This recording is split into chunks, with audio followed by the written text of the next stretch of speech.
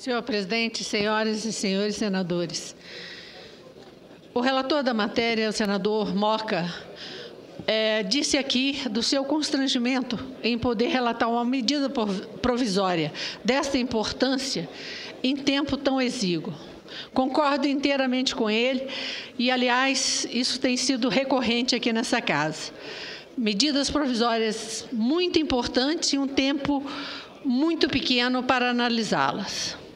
Portanto, eu gostaria aqui, resumidamente, de dizer que as alterações trazidas pela medida provisória 514 de 2010 se propõem a elevar a meta do programa de 1 milhão, do programa Minha Casa e Minha Vida, de 1 milhão para 2 milhões de moradias edificadas.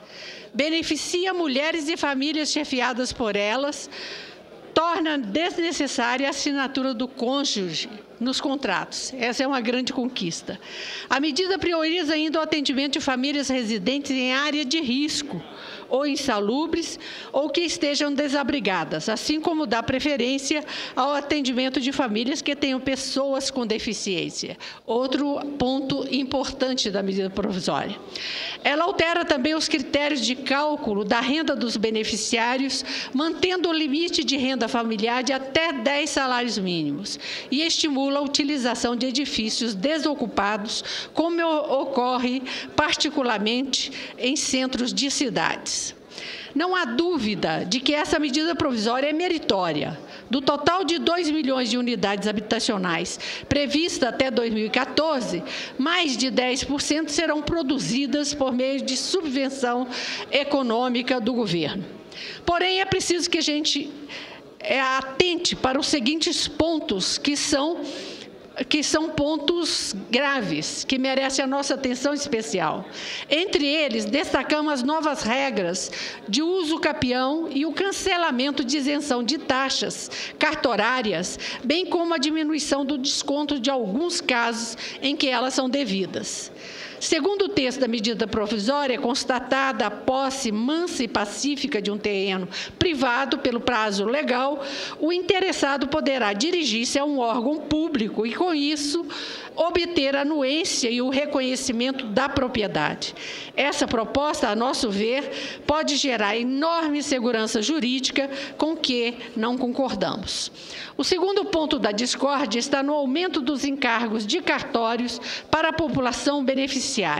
Desde o seu lançamento, as famílias com renda de até 3 salários mínimos eram isentas de pagamento de taxa, e para as famílias com renda superior havia um percentual redutor de até 90%. Após forte pressão política, o governo cedeu e o relator da matéria introduziu modificações na lei.